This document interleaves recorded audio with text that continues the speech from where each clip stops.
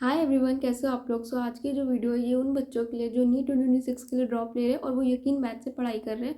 तो आज मैं आपको सारा रोड मैप बताऊंगी कि आपको कैसे करना है और कैसे बैच को फॉलो करना है। So now let's start the video. देखो, सबसे पहले तो वो बच्चे जो ये सोच रहे हैं कि नीट 2025 का पेपर इतना टफ था, तो क्या हम 2026 का पेपर क्रैक कर पाएंगे, क्या हमसे हो पाएगा, क्या हम उतने लेवल की प्रैक्टिस कर पाएंगे। जो ये डाउट में है तो उन लोगों को मैं ये बोलना चाहूँगी, आपका जो सिलेक्शन है वो इस पर डिपेंड नहीं करता कि पेपर टफ आ रहा है या इजी आ रहा है। अगर टफ आ रहा है तो भी सबके लिए आ रहा है, इजी आ रहा है तो भी सबके लिए आ रहा है। अगर इजी आएगा तो कट ऑफ ऑटोमेटिकली बढ़ जाएगी और अगर टफ आएगा तो ऑटोमेटिकली कट ऑफ डाउन हो जाएगी। तो आपको जो सिलेक्शन है वो मार्क्स पे तो मिलना ही नहीं है, आपको तो आपकी रैंक पे मिल रहा है। तो अगर आप उतनी प्रैक्टिस करोगे और आप उस रैंक में आते हो जिस रैंक पे आपको कॉलेज मिल जाएगा, तो आपको डेफिनेटली सीट मिलेगी। आपको मार्क्स से नहीं है, आपको पेपर के लेवल से कोई मतलब है ही नहीं है। आपको तो उस रैंक में आना है ना, आपको उन 1 लाख के अंदर आना है कि आपको वो सीट मिल जाए। देखो, अगर आपका इस साल सिलेक्शन नहीं हो रहा ना, तो ना कहीं आपको भी पता है कि आपसे क्या गलती हुई थी पिछले साल, जिस वजह से आपका जो सिलेक्शन है वो नहीं हो रहा। जब मेरा नहीं हुआ था फर्स्ट अटेम्प्ट में सिलेक्शन, तो मुझे पता था कि यार मैंने फिजिक्स इतने अच्छे से नहीं पढ़ी थी, मैंने क्वेश्चन प्रैक्टिस नहीं करी थी, मैंने लास्ट में मॉक टेस्ट नहीं दिए थे, इसलिए मेरा मार्क्स इतने नहीं आए और मेरा सिलेक्शन नहीं होगा। तो मुझे ये बात पता थी। हम पेरेंट्स को चाहे कुछ भी कह ले, पर हमें पता होता है कि हम कितने पानी में और हमसे क्या गलती हुई है और हमारे क्या मार्क्स आएंगे, हमारा सिलेक्शन होगा या नहीं होगा, हमारी तैयारी कैसी है, हमें सब पता होता है। अगर आप अपनी सारी गलतियां जो आपने करी थी लास्ट ईयर वो सारी सुधारने के लिए तैयार हो ना, तो डेफिनेटली आपका एक साल में नीट क्रैक हो सकता है। एक और मोस्ट इंपॉर्टेंट बात मैं आप लोगों से कहना चाहूंगी, अभी आप जो ड्रॉप ले रहे हो ना, चाहे आपका दूसरा है, पहला है, तीसरा है, जो भी है, इसको अपना लास्ट ड्रॉप समझो। जब तक आप इसे अपना आखिरी ड्रॉप नहीं समझोगे ना, आप अपना 100% नहीं दे पाओगे। अब अगर ड्रॉप ले रहे हो ना, तो उसको अपना आखिरी अटेम्प्ट समझ के, लास्ट ड्रॉप समझ के अपना बेस्ट दो और इस बार कोई गलती मत करना। अगर आपके बैक ऑफ द माइंड में ही रहेगा कि यार मेरे पास तो और भी अटेम्प्ट है, मैं एक और ले सकता हूँ, तो आप अपना 100% दे ही नहीं पाओगे। आपसे जो भी, आप बहुत कैजुअली ले लोगे इस साल को, और जो भी अगर आपको लग रहा होगा कि आप गलती कर रहे हो, आप नहीं रुकोगे, आप करते जाओगे, आप डिस्ट्रैक्ट भी हो सकते हो, सोच लोगे कि यार मेरे पास तो एक और अटेम्प्ट है, इसमें नहीं हुआ तो अगले में कर लूँगा। तो ये गलती नहीं करनी। अगर आप ड्रॉप लिया है ना, तो उसको आखिरी मान के करो, तभी अपना 100% दे पाओगे, वरना इसी लूप में चलते रहोगे, एक और ड्रॉप, एक और ड्रॉप, एक और ड्रॉप। जब मैं अपने पहले अटेम्प्ट की तैयारी कर रही थी, तो उस टाइम पे मुझे पता था कि यार मैं एक और ड्रॉप ले सकती हूँ। तो अगर मुझे लग रहा था ना कि यार ये करूँ या नहीं, ना करूँ, ये करना है, इतने क्वेश्चन करूँ, तो मतलब मैं छोड़ रही थी चीज़ों को, सोच के कि यार एक बार इतना ही कर जाते हैं, अगर नहीं हुआ तो एक और ड्रॉप है तो उसमें कर लेंगे। तो बहुत कैजुअली मैंने ले लिया था उस साल को, मैंने इतना अपना 100% दिया ही नहीं था उस साल। और मेरे को यही था कि नहीं हुआ तो एक और ड्रॉप है तो उसमें कर लेंगे। तो उस वजह से ना मैं उस साल अपना 100% दे ही नहीं पाई। तो फिर जब मेरा नहीं हुआ तो मेरे पेरेंट्स ने मुझे कहा कि अभी तुम्हारा आखिरी अटेम्प्ट है, इसके बाद हम तुम्हें और अटेम्प्ट नहीं दिलवाएंगे। तो मैंने उन्हें यही बोला था कि मुझको और ड्रॉप लेना ही नहीं है, मुझे पता है मुझसे क्या गलती हुई थी इस साल, अब मैं उन सारी गलतियों को सुधारूंगी, मैं वो गलतियाँ नहीं करूंगी। और अगर इस बार भी मेरा नहीं हुआ तो मतलब medical is not for me, और इस बार मैं अपना 100% दे के देखूंगी, ताकि मुझे बाद में कोई रिग्रेट ना हो कि यार मैंने काश ये कर लिया होता तो शायद मेरा हो जाता। मेरे को जितना मेरे से हो सकता है ना, मैं अपना 100% दूंगी इस बार।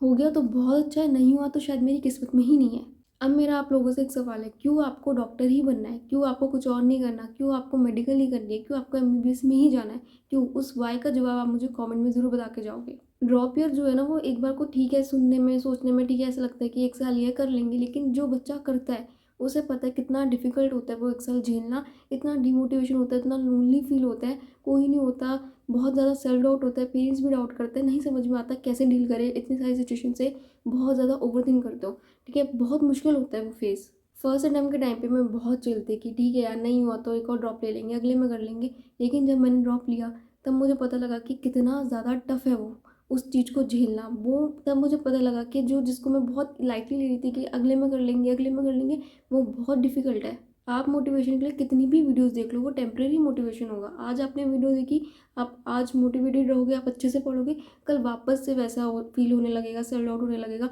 हर दिन मोटिवेशन वीडियो देखोगे, एक टाइम के बाद वो भी असर करना बंद कर देगी। तो इस पूरी जर्नी में आपका वाई बहुत स्ट्रांग होना चाहिए, क्योंकि वही आपको इन सब चीज़ों से फेस करने की, लड़ने की हिम्मत देता है। जब भी आपको डीमोटिवेशन फील हो, आप ओवर थिंक करो, आप उस क्यों को देखो, आप उस रीज़न को सोचो और आप पढ़ने बैठ जाओ। तो इतना स्ट्रांग होना चाहिए वो।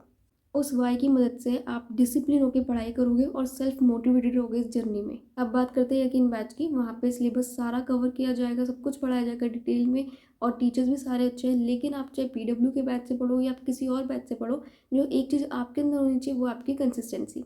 आप कोई भी बैच लो, the one thing that you need to make sure कि आप उसे कंसिस्टेंटली फॉलो करो।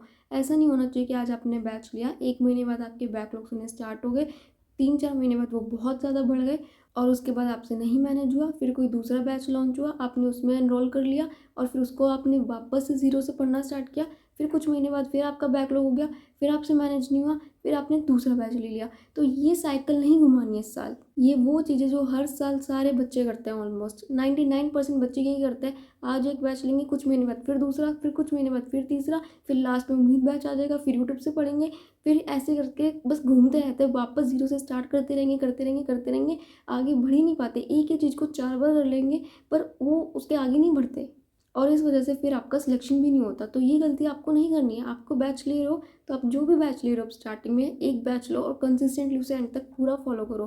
बीच में बैचेस चेंज नहीं करने हैं और अपना जो लीक है आपकी पढ़ाई की उसे नहीं ब्रेक करना है। देखो, बैकलॉग होने में कोई प्रॉब्लम नहीं है, बैकलॉग सबके होते हैं, मेरे भी थे। लेकिन प्रॉब्लम पता है क्या है? प्रॉब्लम ये है कि आप उस बैकलॉग को टाइम से कवर नहीं करते हो, आप उसे छोड़ देते हो और उसे फिर कुछ टाइम बाद वो इतना ज़्यादा इकट्ठा हो जाता है, एक पाइल बन जाता है बैकलॉग का, जिसको कवर करना इम्पॉसिबल लगता है। फिर आप चले जाते हो दूसरे बैच पे जहाँ से आप फ्रेश स्टार्ट कर पाओ। तो the one thing that you need to do, पहली बात तो कोशिश करो बैच को एकदम कंसिस्टेंटली फॉलो करो और कोई बैकलॉग आपका हो ही ना। लेकिन अगर बैकलॉग्स आपके होते हैं तो उसको टाइमली आपको कवर करना है, विद इन 1 डे और 2 डे। आपको उसे महीने भर के लिए खींचना नहीं है कि वो फिर पूरा चैप्टर ही बैकलॉग हो जाए आपका। अब बात आती है कि जो लेक्चर्स आपको लेने हैं वो लाइव लेने हैं या फिर रिकॉर्डेड लेने हैं। देखो, आई विल प्रेफर कि आप रिकॉर्डेड लो, क्योंकि वहाँ पे आप स्पीड बढ़ा के देख सकते हो, ठीक है, और उससे आपका टाइम जो है कम लगता है।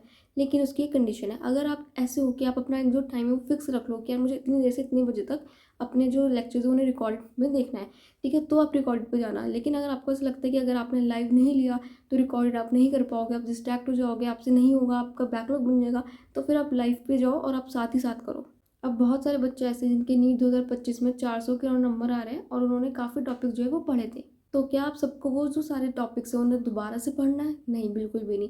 जो चीज़ें आप कर चुके हो उन्हें दोबारा से नहीं करना है। जो जो लेक्चर्स आप देख चुके हो, जो जो चैप्टर्स आपने कंप्लीट किए हैं, उन्हें आपको दोबारा से नहीं करना है। आपको बिल्कुल भी टाइम वेस्ट नहीं करना है। जो मेहनत आपने फर्स्ट अटेम्प्ट में करी है, बेशक उससे आपका सिलेक्शन ना हुआ हो, लेकिन उसको आप सेकंड अटेम्प्ट में यूज़ करो। आपको वापस से ज़ीरो से स्टार्ट नहीं करना है, आपको 400 से स्टार्ट करना है। और जितनी मेहनत आप कर चुके हो ना, आपको उसके आगे से स्टार्ट करना है, उसके आगे से आपको नंबर बढ़ाने हैं। तो ये आपका फ़ायदा है जो आपको यूज़ करना है इस साल। तो आपको जो है पूरे लेक्चर्स तो नहीं देखने, लेकिन हाँ, जो आपके पीडीएफ आएगी आपके नोट्स की लेक्चर की, तो उसको आपको डाउनलोड करके देखना है कि क्या क्या हुआ है क्लास में, ठीक है।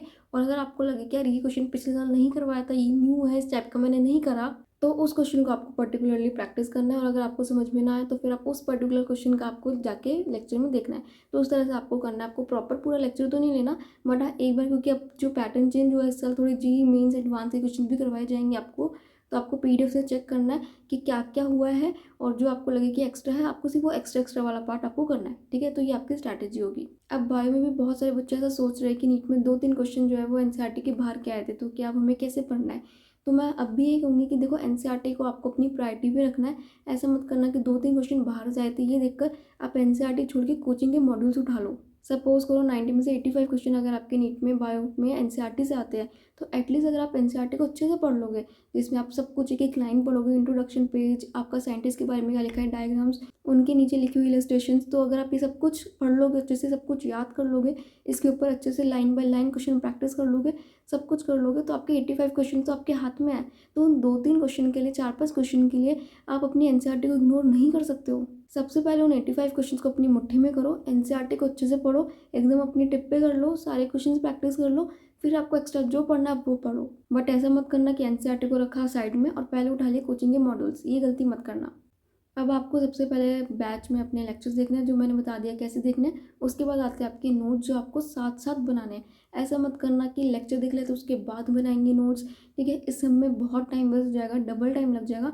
तो नोट्स को अपने साथ साथ लेकर बैठो और साथ साथ ही बनाओ। और अभी आपके पास बहुत टाइम है, 1 साल आप अपने हैंड रिटन नोट्स खुद बना सकते हो, जो आपको लास्ट में सब कुछ रिवाइज करने में बहुत हेल्प करेगा। नीट से पहले जब आपको सारा सिलेबस याद करना होगा ना, तो आपके हैंड रिटन नोट्स जो आप पूरे साल पढ़ते होगे, बहुत जल्दी आपको पूरा सिलेबस याद करवा देंगे। तो आपको ज़रूर बनाने हैं और साथ साथ बनाने हैं। अब आप अगर नोट्स बना रहे हो और आपका कोई टॉपिक जो स्किप हो गया, तो ये नहीं कि अब वहाँ से छोड़ दिया, बाद में लेक्चर देखने के बाद बनाएंगे, ये गलती बिल्कुल मत करना। अपना जो नोट्स है वो साथ साथ बनाना। अगर आपका कोई टॉपिक मिस हो गया जो आप नहीं लिख पाए हो, तो उतना स्पेस छोड़ दो, उसके बाद आगे से लिखना स्टार्ट करो और उसको फिर लेक्चर खत्म होने के बाद लिख लो, ठीक है। बट कोशिश करो जितना कम टाइम में आप साथ ही साथ निपटा लोगे नोट्स को, उतना बेनिफिट रहेगा। अब एक मोस्ट इंपॉर्टेंट चीज़ जो आपको करनी है, आपको 2 लेक्चर्स के बीच में जो ब्रेक मिलता है, आपको उसको यूटिलाइज़ करना है अपना रिवीजन करने में।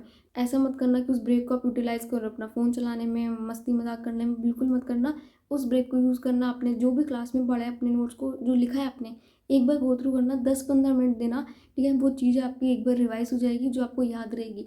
बहुत हेल्प करती है जो आपने अभी लेक्चर देखा नोट्स में, साथ ही एक बार ख़त्म होने के बाद 10-15 मिनट में एक बार रिवाइज़ कर लो कि अच्छा क्लास में क्या-क्या पढ़ा है मैंने, और वो चीज़ों को एक बार देख लो। उसके बाद आपको जो होमवर्क में डीपीपीज़ मिली है वो आपको रेगुलरली डेली की डेली सॉल्व करनी है। तो जो क्लास में पढ़ा पहले उसको आपने नोट्स में बनाया, फिर रिवाइज़ किया, फिर आपने डीपीपी सॉल्व करी। तो चारों चीज़ें आपको डेली बेसिस पे करनी है और कुछ भी आपका मिस नहीं होना चाहिए, ठीक है। इसके बाद आपको क्या करना है, जब आपका चैप्टर पूरा कंप्लीट हो जाए तो उसके बाद आप पूरे चैप्टर के पीवाईक्यूज़ लगा लेना एक बारी।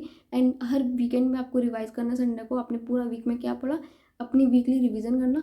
एंड फिर जब आपके भी कुछ टाइम बाद मॉक टेस्ट स्टार्ट हो जाएंगे तो आपको मॉक टेस्ट की भी साथ साथ तैयारी करनी पड़ेगी, ठीक है। मॉक टेस्ट मत छोड़ना बिल्कुल भी। एक मॉक टेस्ट छोड़ोगे, फिर दूसरा छोड़ोगे, फिर तीसरा छोड़ोगे, आदत पड़ जाएगी, कोई मॉक टेस्ट नहीं दोगे। जितना ज़्यादा मॉक टेस्ट दोगे उतना ही आप सीखोगे।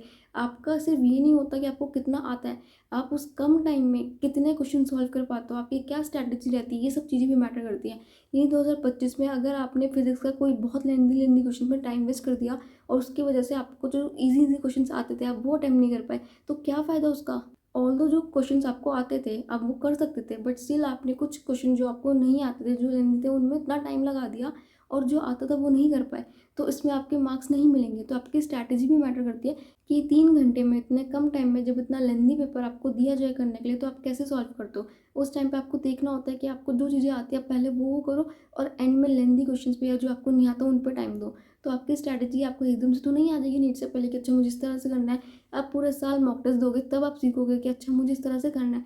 नीट वाले दिन कुछ भी हो सकता है, कोई भी सेक्शन टफ आ जाएगा एकदम। तो उसके लिए आप प्रिपेयर्ड होने चाहिए कि आपको कैसे उस चीज़ को डील करना है। अगर आपने पहले मॉक टेस्ट नहीं दिए होंगे तो आप नहीं कर पाओगे। जब मैं 2022 में पेपर दे रही थी तो बायो थोड़ी लेंदी आई थी, तो मैं बायो में ही लगी रही। तो एंड में मेरे को टाइम कम मिला फिजिक्स और केमिस्ट्री के लिए। तो उस टाइम मुझे ऐसा रियलाइज़ हो कि अगर मैं पहले वो पोर्शन करती तो शायद मेरे मार्क्स थोड़े बढ़ जाते। तो जब मैंने नीट 2023 का पेपर दिया तो मैंने पहले बायो करी, वो ठीक थी, ईजी थी। फिर मैं केमिस्ट्री पे गई तो मुझसे केमिस्ट्री नहीं हो रही थी, बहुत टफ लग रही थी, टाइम नहीं रहते क्वेश्चंस। तो मैंने उसी टाइम एकदम से रियलाइज़ किया कि मेरे को इस पे नहीं जाना, मेरे को पहले फिजिक्स देखनी है। फिजिक्स ईजी थी, मुझसे होने लगी। पहले मैंने फिजिक्स पूरी करी, फिर मैं केमिस्ट्री पे गई। तो ये मैं इसलिए कर पाई क्योंकि मैंने बहुत सारे मॉक टेस्ट देके प्रैक्टिस किया था और मुझे पता था कि कुछ भी हो सकता है और मुझे कैसे अपनी स्ट्रैटेजी को उस टाइम पे चेंज करना है। अगर मैं केमिस्ट्री पे लगी रहती तो शायद मैं फिजिक्स पूरा पेपर अटेम्प्ट नहीं कर पाती, क्योंकि केमिस्ट्री करते टाइम भी मेरे बैक ऑफ द माइंड में ये चल रहा था कि यार फिजिक्स भी रहती है, कैसे होगा। तो टेंशन में बहुत चीज़ें ख़राब हो सकती थी। तो मॉक टेस्ट को कोई भी बच्चा स्किप नहीं करेगा, आप सारे मॉक टेस्ट दोगे। अब आप अगर ये सोच रहे हो कि दीदी इतना सब कुछ कैसे हो पाएगा दिन में, तो देखो यार करना पड़ेगा। आपको मिनिमम 13-14 आवर्स की पढ़ाई करनी पड़ेगी। अगर उससे कम करोगे तो नहीं हो पाएगा, डेफिनेटली नहीं हो पाएगा, क्योंकि 6 से 7 घंटे आपके लेक्चर में चले जाएंगे डेली।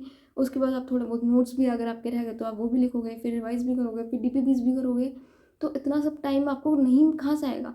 तो आपको 13-14 आवर्स पढ़ना पड़ेगा तभी सब कुछ हो पाएगा। और फिर आगे जब टेस्ट स्टार्ट हो जाएंगे तब आपको 1-2 घंटे उसके लिए भी निकालना होगा, आपको प्रीवियस रिवाइज करने के लिए, टेस्ट के लिए।